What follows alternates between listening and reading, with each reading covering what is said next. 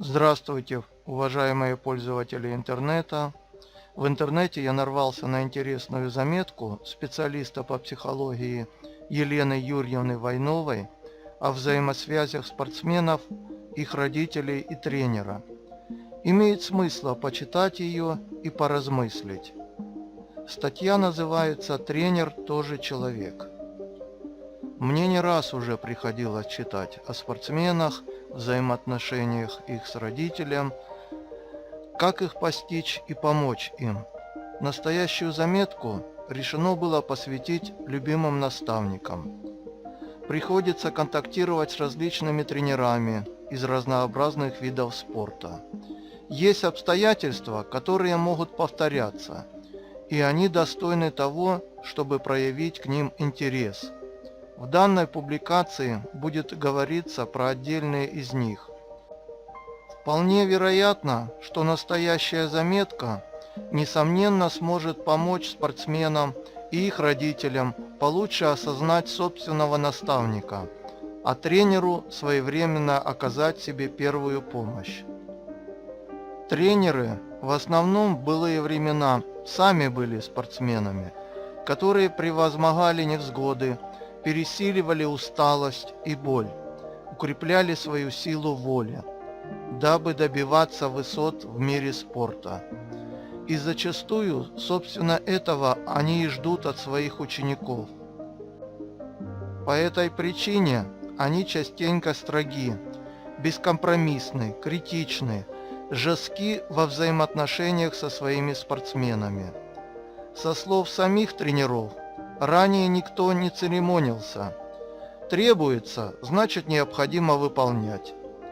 И изменить свой настрой на то, что в настоящее время дети иные, они воспитываются в иных условиях, под другим багажом информации и взаимодействия, иногда довольно сложно.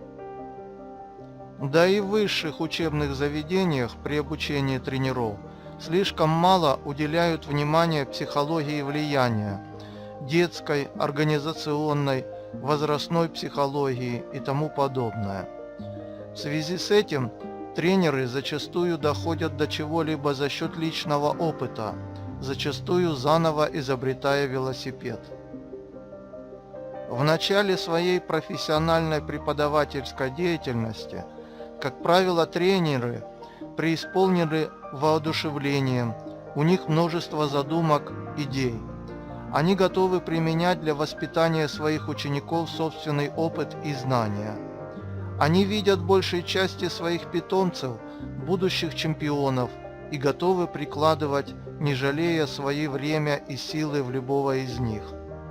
Есть тренера, которые инвестируют и собственные деньги, помогая успешному спортсмену какой-то частью своей зарплаты, оплачивая состязания. И довольно часто в начале пути, неотменно, некоторые спортсмены начинают давать результаты, и настоящее еще сильнее мотивирует.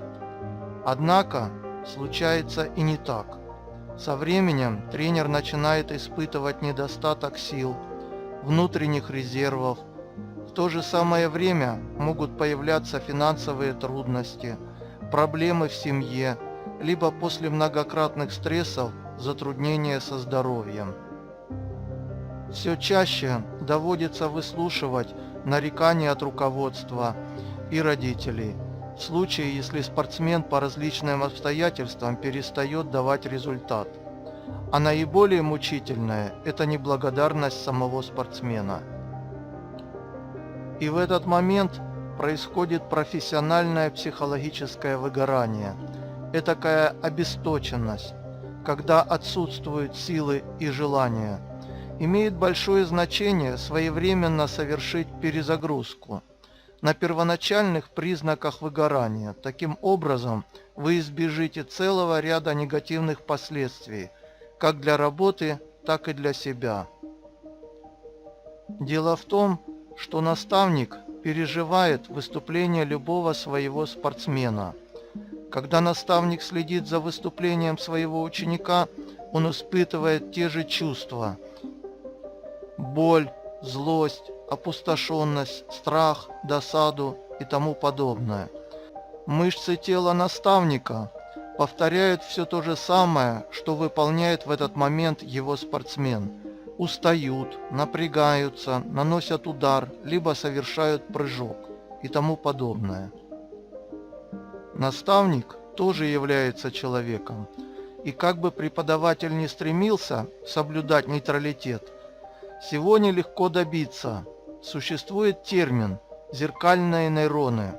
Человек переживает все, что испытывает другой человек, особенно ежели это ваше дитя, ученик, близкий человек. Потому-то по прошествии трудного дня соревнований организм наставника равным образом пропитан молочной кислотой, адреналином, кортизолом и прочее, вследствие чего накапливается большое психологическое и физическое утомление, пребывание в стрессе. А ежели в один день на соревнованиях выступает несколько твоих воспитанников, и не по одному разу, как для примера у спортсменов, бойцов или борцов. Что можно порекомендовать спортсменам и их родителям? Будьте внимательны к своим тренерам. Тренер тоже человек, со своими переживаниями, страхами, но тренер не может и не хочет это показывать, и никогда об этом вам не скажет. Будьте благодарны, это мотивирует, вдохновляет. После соревнования хотя бы подойти и сказать спасибо. Это должно быть обязательным ритуалом.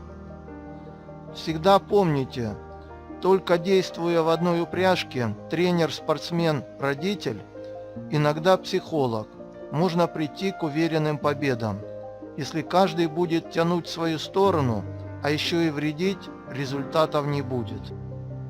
А если вас не волнуют или не устраивают результаты своего ребенка, и вы ничего сами не стремитесь делать, то хотя бы не мешайте. Когда мы едины, мы непобедимы. Хочу заметить, что данная статья была написана о тренерах, которые не случайно оказались в этой роли. Это не о тех людях, которые как-то отрабатывают свои комплексы или не могут больше никуда устроиться. Всем удачи, друзья!